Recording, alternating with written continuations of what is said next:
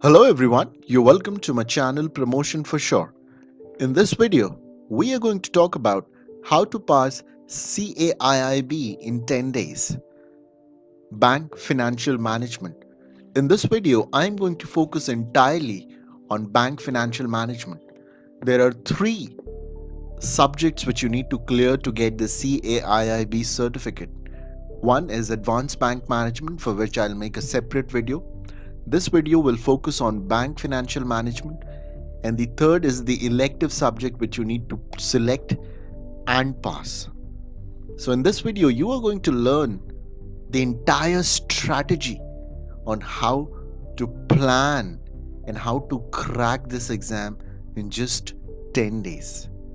It's an 100% guarantee and assurance from my side that if you follow all the methods and tips which I share in this video, you will certainly clear this exam in the first attempt. There is nothing difficult, or it's not impossible to clear this exam in first go. Now, if you click to watch this video, be rest assured you have reached a channel that will give you a treasure of knowledge. That's our promise. So please subscribe and become a lifetime learner of our channel. Thanks for subscribing. Now, in bank financial management, there are 4 modules.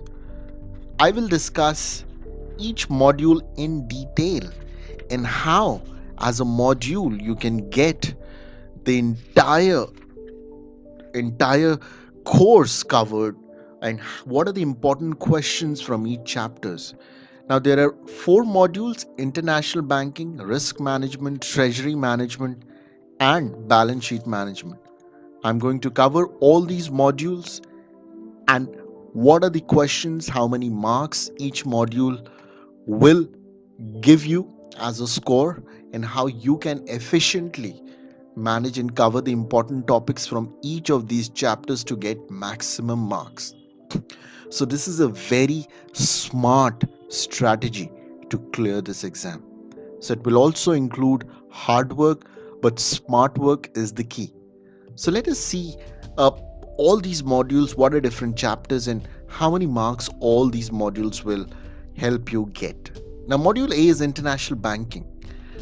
And in international banking, there are 7 chapters: exchange rates and forex business, basics of forex derivatives, corresponding banking and NRI accounts, documentary letter of credit, facilities for exporters and importers, risk in foreign trade, role of ECGC, role of Exim Bank, RBI, etc.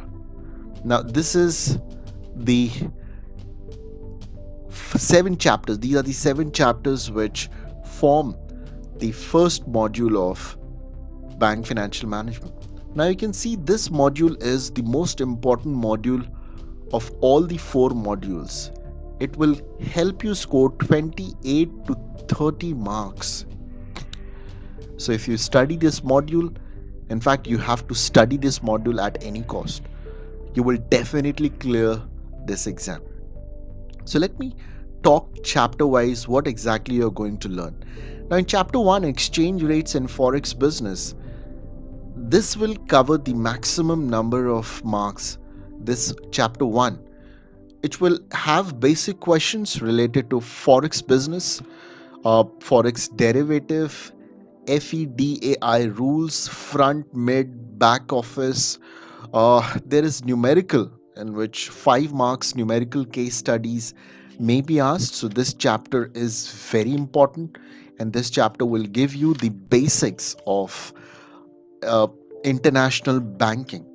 So in this chapter, you will understand the foreign exchange market, what are the factors which determine the exchange rates, what are the reasons why exchange rates fluctuate so rapidly, what is fixed, floating rates, foreign exchange dealing room operations, how actually the foreign operations go through. So this chapter will give you that information. This is chapter number 1, exchange rate and forex business. 5 to 8 marks. These are the most important topics which you need to cover.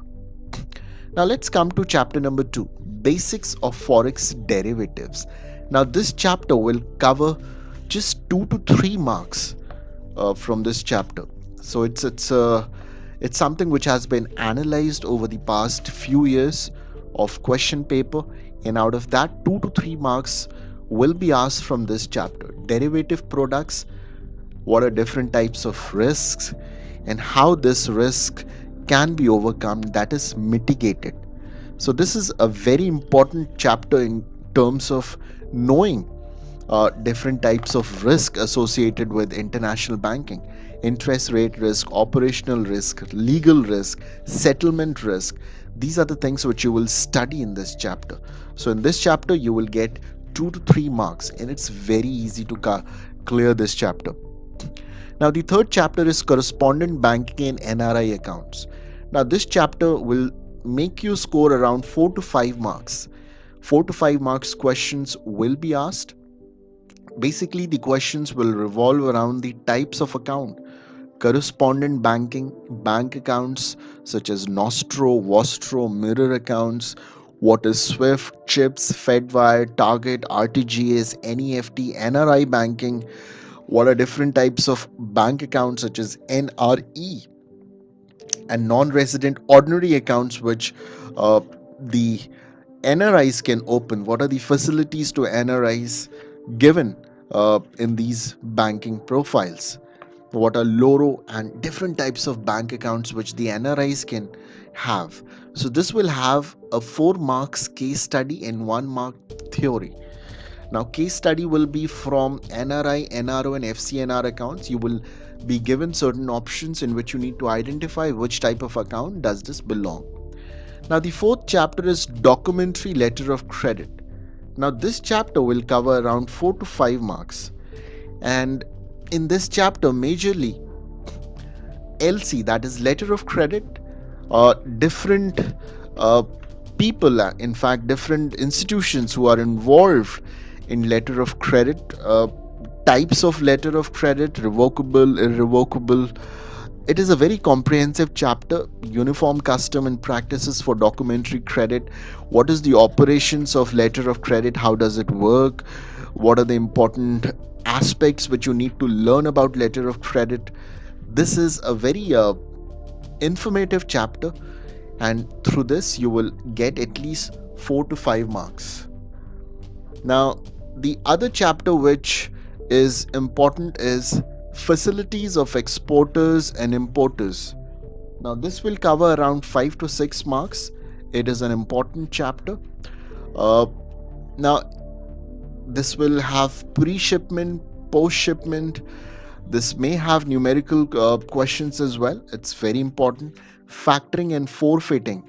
These are two important concepts which you will learn from this video, and it is important for you to understand what exactly is export finance and how packaging credit is pre-shipment finance is given. Now, this chapter is very informative and comprehensive, but you can easily score good marks, and it is one of the highest scoring marks uh, after the chapter number 1. So this chapter needs special attention. Pre-shipment, post-shipment, factoring, and forfeiting are the concepts which you need to learn. Now, chapter number 6, risk in foreign trade, role of ECGC. This chapter will give you around 2 to 3 marks. Now, this chapter majorly covers the aspects of ECGC, Export Credit Guarantee Corporation, why this policy and how these policies are helpful for international trade, and how the exporters are benefiting from this. What is country risk? What is export credit insurance? What are standard policies of ECGC? So this is also an important chapter in which, if you read and go through it, you will easily score 2 to 3 marks. Now, the last chapter from this module is role of Exim Bank, RBI, and others. Now, from this chapter number 7, you can easily score 3 to 4 marks. Now, this is a very basic chapter and very easy to learn. Mostly it is theory based. You will learn about Exim Bank, FEMA rules, FEDAI rules and regulations. What are the different aspects of RBI as an institution, Foreign Exchange Management Act? What are the changes which have been done in FEMA? And this chapter can easily make you score 3 to 4 marks. So I hope this module is something which will be the priority for all of you, because this is an important module. And if you really want to clear this exam in the first attempt, I think you should focus more on this module. And I'm sure you will also understand this chapter in this module is very scoring as well. Most of it will have theory, but case studies will also be based on concepts. So that is why I'll give you some of the tips which you need to especially take care while preparing for this exam, because this exam is all about smart study. You as bankers will not have enough time to learn and go through each and every page of each chapter. That is why I have made this video. I want to make this CAIIB course very easy for you. And that is why I have come up with this strategy, which has really worked for many people. Now, let me come to the second module, which is risk management module. Now, this risk management module will also have uh, 8 chapters, from chapter number 8 to chapter number 15. We are going to learn how many marks this will score. Around 25 to 27 marks you can score from this module. It is the second most important module after module A. Now let's talk chapter wise. What are the important questions? Now, if you talk about risk and basic risk management framework, it will give you around 4 to 5 marks. Now, majorly, this will involve identification of risk. What are different types of risk? Why the risk needs to be managed? What is the basic risk management framework in different organizations? Mitigation, volatility, and this will also have a 1 mark numerical, wherein you may be asked to calculate the volatility. So this is also a very scoring chapter. 4 to 5 marks you can easily score. Chapter number 9 is risk in banking business. This chapter will give you around 3 to 4 marks.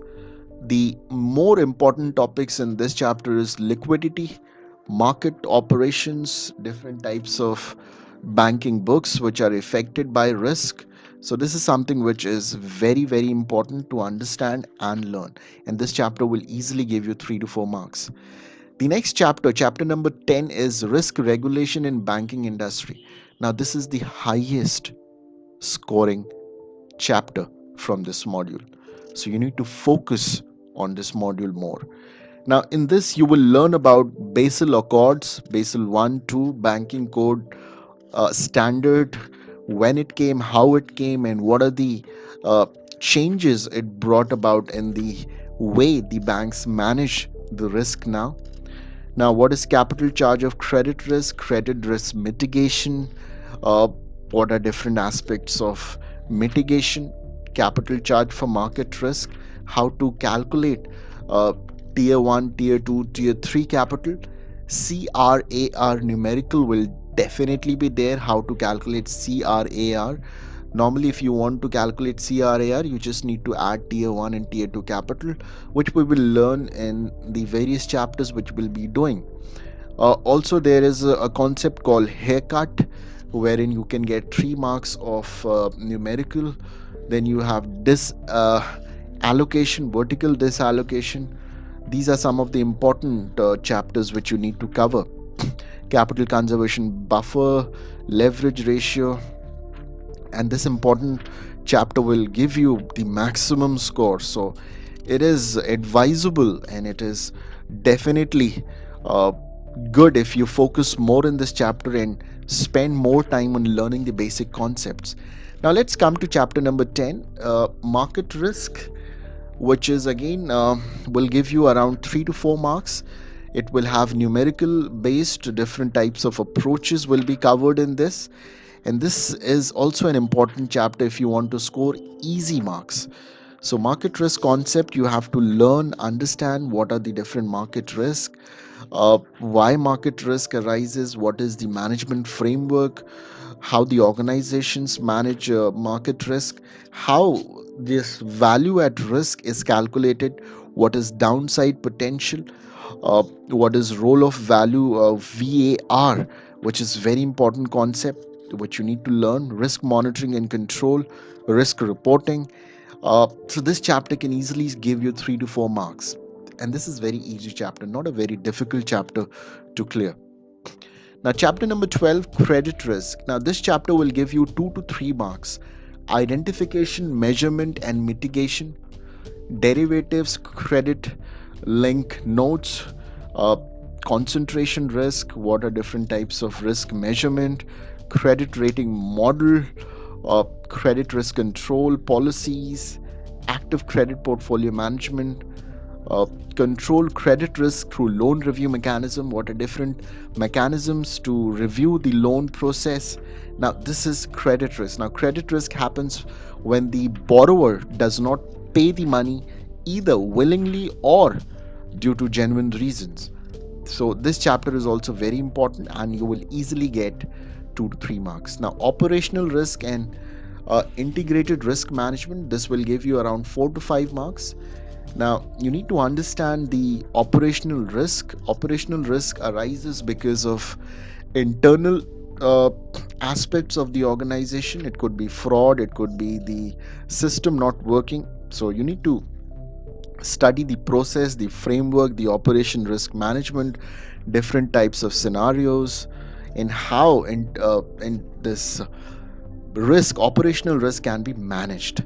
So this is also a very scoring chapter. 4 to 5 marks you can score from this. Now chapter 14 is liquidity risk management. This chapter will give you around 2 to 3 marks. The most important part of this chapter is the contingency fund plan and market liquidity risk.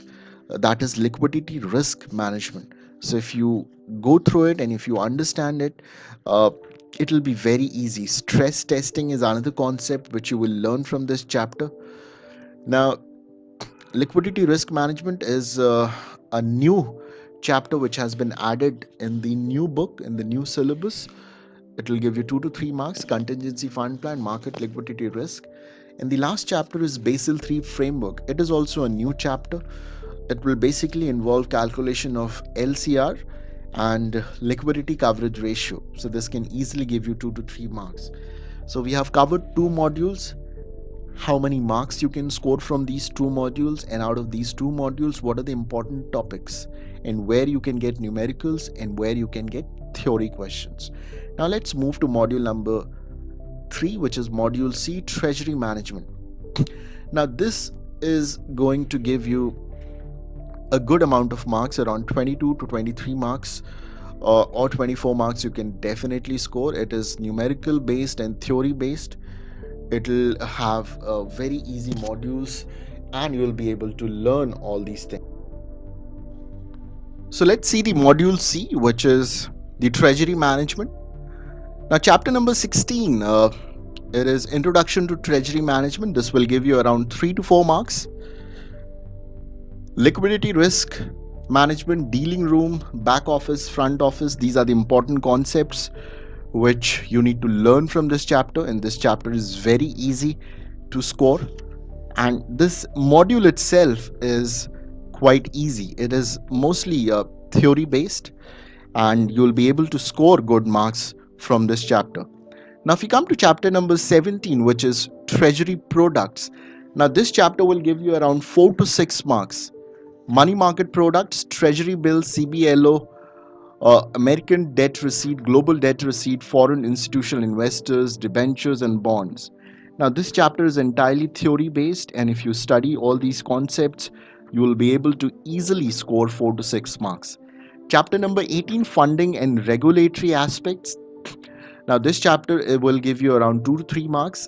This is very easy. CRR, SLR, you can be asked to calculate SLR, liquid adjusted facilities, repo rate, RTGS, etc. Chapter number 19, treasury risk management, 3 to 4 marks. You'll be able to ask to calculate treasury risk management concepts, value adjustment rates, market risk and credit risk, how to calculate value at risk. Now, value at risk is a very important concept which you will learn in many chapters, and once you learn and understand this, you will be able to deal and answer questions from this chapter.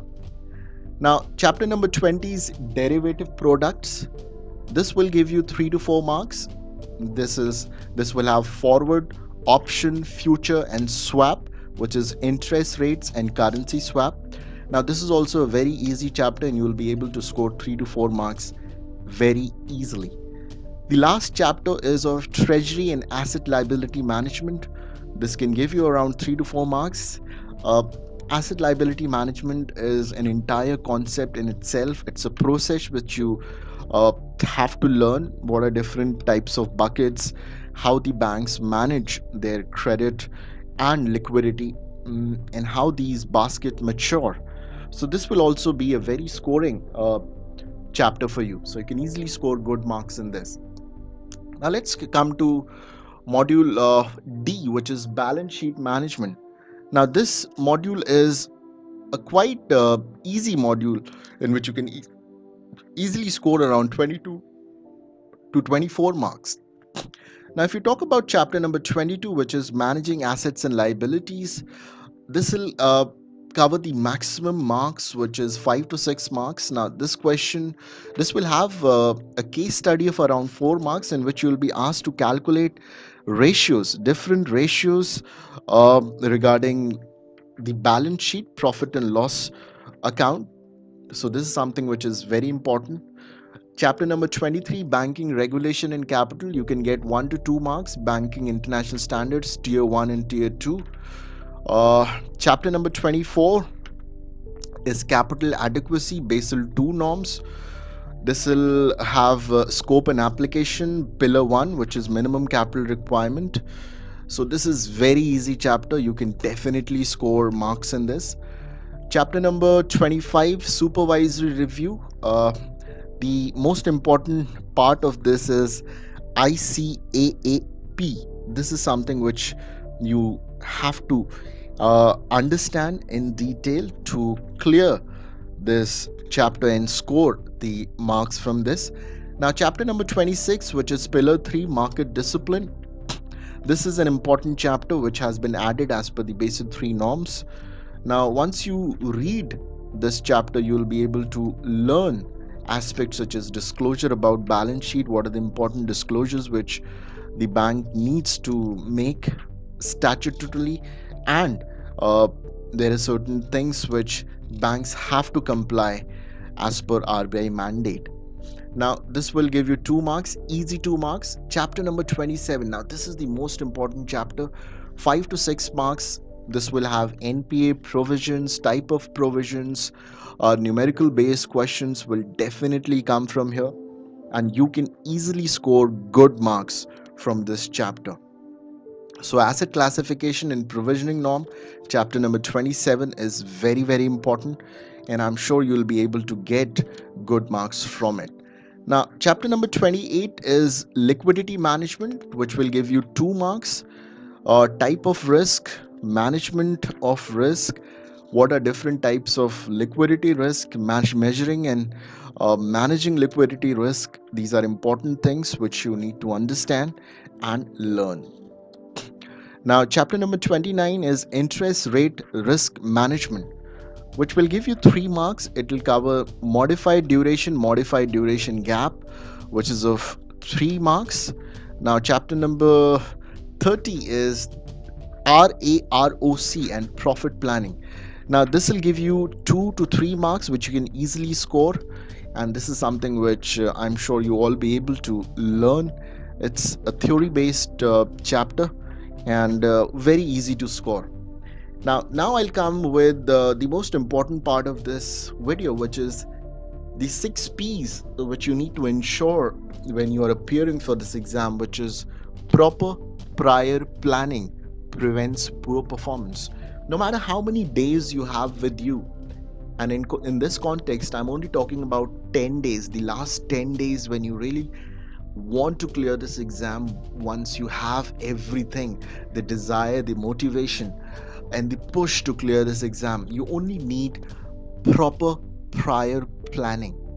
So how you will plan? You will plan according to the marks which I have given to you, the chapter wise details of the marks which you can score, the important topics, your strengths and weaknesses. What are the areas which you can easily clear which you have an idea. If you're working in a bank, you will already be having a lot of knowledge about these concepts. So whatever are your strengths, focus less on that, but whatever are your weaknesses, put more time on it. So it's all about your own abilities, it's all about your own knowledge, your strength, your weaknesses.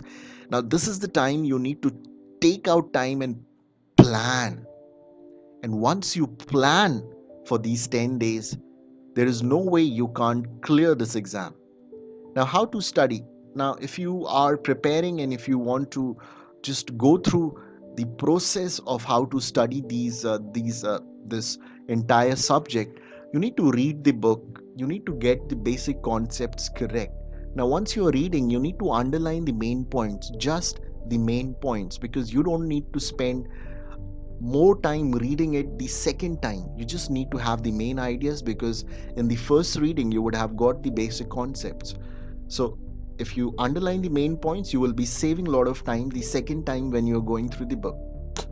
Third is go through e-learning modules. Now e-learning modules are more of a summary of these chapters, especially the book which you have. It's a thick book, but if you go to the e-learning modules, you can easily score good amount of marks.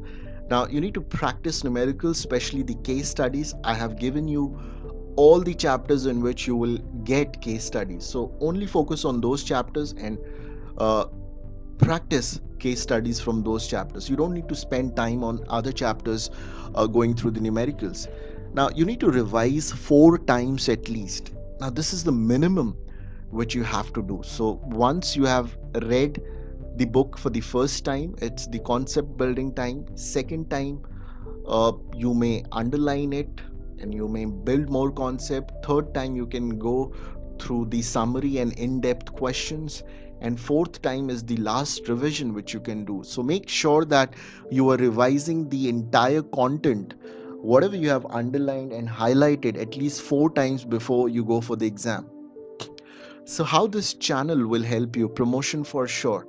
Now we will give you video summaries of all the important points of the chapters of Macmillan book. So if you see the book, it is a very thick book. Now in these videos you will get audio lessons of all the important points. So if you don't have time, if you're walking down the road, if you're driving to your office, or if you're walking in the evening, you can just plug in and listen to these videos. You will get the important concepts from all the chapters of this book, of this subject, in a very brief and the summary way. Only the important points, the gist. The second aspect will be e-learning summary videos. Now, whatever e-learning module we have for CAIIB, we will be putting that out in again audio formats. You can listen to that in the videos. You will be not getting all the slides, but yes, you can listen to all the content. So again, it's like learning on the way. The third way this channel will help you to pass this exam is through important PPTs of CAIIB. We will also share with you shortcuts and tips to crack the exam. And the most important part is we'll give you continuous motivation and guidance on how to crack this exam. This exam is very easy if you have planned it out well. And if you have started studying from much early time, you will be able to get better scores definitely. But for passing this exam, it is definitely easy. So if you have reached the end of this video, be rest assured you have reached a channel that will give you a treasure of knowledge. That's our promise. So please subscribe and become a lifetime learner of our channel. Thanks for subscribing. Have a great day. Bye bye.